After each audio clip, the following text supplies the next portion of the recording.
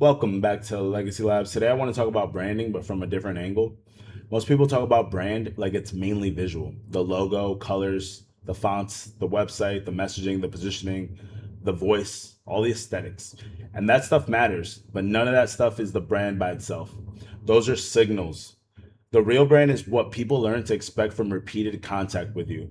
Over time, people start predicting what your brand will feel like before they click, buy, reply, trust, or return. That's the expectation engine. Branding is emotional prediction. So the surface problem. So when people think about brand, they usually start with the visible layer. So the things I just mentioned, like logo, colors, fonts, websites, voice, positioning, the aesthetics. Those things shape perception, but they're not the whole brand. The deeper question is not only does this brand how the deeper question is not only does this look on brand. The deeper question is what is this training people to expect? Because a brand can look polished and still create confusion. It can sound professional and still feel unstable. It can be visibly consistent and still fail to become memorable. The brand is not just the signal. The brand is the expectation that the signal creates. So what people usually try. So when a brand feels unclear, most people try to fix the surface first. They try to change the logo, update the colors, rewrite the tagline, redesign the website, take new photos, change the bio, build new content pillars, or invent a new brand voice. And sometimes that helps. But if the problem is visual confusion, a cleaner identity can make the brand easier to recognize. But if the problem is deeper, if the problem is expectation instability, a rebrand will not fix the structure. The brand may look better, but the audience may still not know what to expect. The confusion is just becomes more polished. A rebrand can make the surface cleaner without repairing what the audience is actually learning. So the structural break. The structural break happens between promise and experience. The brand promises one thing, the audience experiences something else. A brand promises clarity, but the content creates confusion. It promises peace, but the process creates pressure. It promises simplicity, but the customer journey creates friction. It promises care, but the follow through is slow or inconsistent. That gap matters because people believe the experience more than the promise. You can say the right thing, but if the experience teaches something different, the audience remembers what the experience taught them. That is where brand trust starts to break. The system says one thing, the experience says the other. So the expectation engine.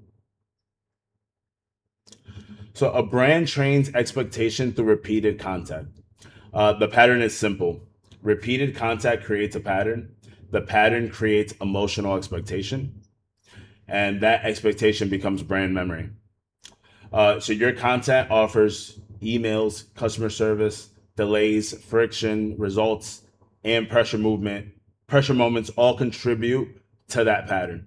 The audience is not only evaluating what you say, they're learning how your brand behaves. After enough contact, repetition becomes prediction. Once people can predict what your brand will feel like, that prediction becomes part of your brand memory. So the flickering room. So this is where a lot of brands lose people. So one post trains experts, the next trains friend, the next trains premium consultant, the next trains vague inspiration, the next trains urgency. None of these modes are automatically wrong. The issue is that when there's no deeper structure holding them together, now the audience has to guess what room they're in. So is this education? Is this intimacy? Is this authority? Is this performance? Is this panic? When the emotional room keeps changing, people may still watch, but they don't know what to return for. That is not a stable brand. That's a flickering room. So here's a simple example. A consultant says they help people create clarity, but their content jumps between vague inspiration, personal updates, random tips, hard selling, and unclear offers. The audience may like them, they may respect the work, but they still don't know what to expect. Now compare that to a stronger expectation system. Every touch point trains the same emotional pattern. Clear diagnosis, calm language, specific examples, useful frameworks, reliable follow through, and consistent offer language. Now the audience knows what the brand does emotionally. It helps confusion become structured. The brand did not just become clear, it became easier to trust because it became predictable. So the brand behavior gap. So the brand behavior gap is the distance between what the brand promises and what the audience actually experiences. A brand can trust transformation while training dependency. It can promise clarity while creating confusion. It can promise peace while building pressure. It can promise care while delivering friction. It can promise simplicity while creating complexity. It can promise premium while behaving inconsistently. And that's why intention is not enough. Brand memory is built by behavior.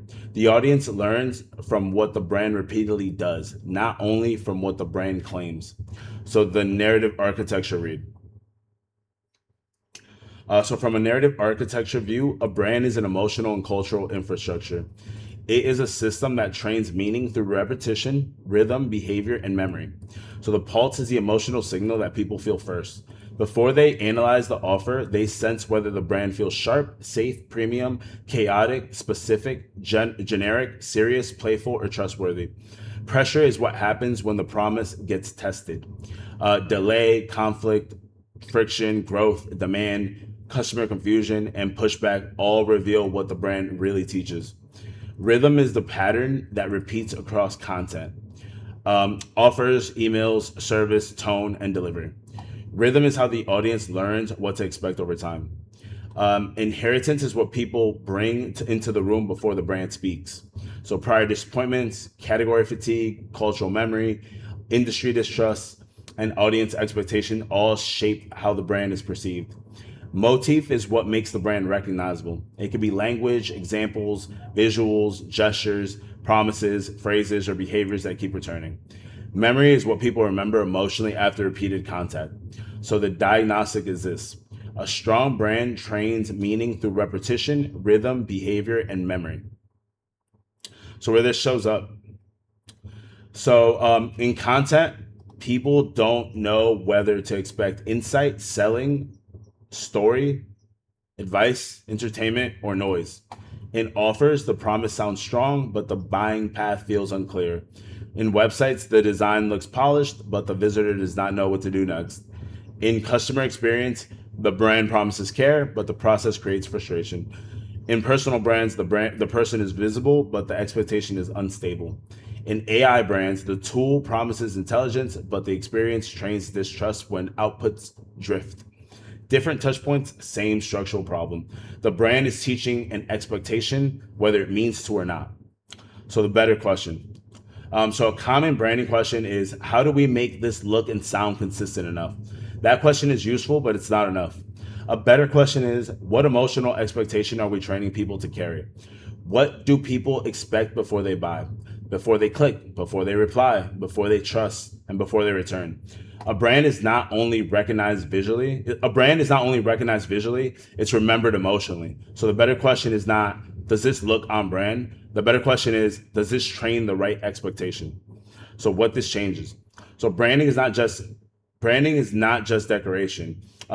If branding is expectation design, then every touch point matters. The post, the offer, the email, the onboarding, the sales call, the delay, the customer service moment, and the results all teach the audience something. But the point is not to make every touch point identical. The point is to make every touch point structurally coherent. Each one should strengthen the expectation instead of weakening it. That is the shift from decorating the business to designing the expectation. So the strategy shift. So the strategy shift is simple. We're going to stop asking, how do we make this look consistent? And we're going to start asking, how do we make this expectation hold? That means you design the pulse, you test the pressure, you stabilize the rhythm, you name motifs, you honor the inheritance, you build the memory. The goal is not sameness, the goal is coherence. A strong brand can move across different formats and still feel structurally recognizable. That is what makes a brand easier to trust. And that's the shift. From brand as surface identity to brand as emotional prediction. From looking consistent to becoming recognizable. From visibility to accurate memory. If you want the diagnostic question and the practical application, I put the full breakdown in the in the I'll put the full breakdown in the description. But yeah, I just want to leave you guys with that. Your brand is training people every day.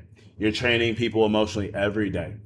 So if you guys have any questions, definitely feel free to reach out. If you need a diagnostic on your brand, your AI output, your relationship, your business, your life, anything like that, check out the Gumroad store, and just check out the free section in the narrative architecture Substack, the applications. There's a bunch of free resources in there. So I appreciate you guys, and I'll catch you on the next one.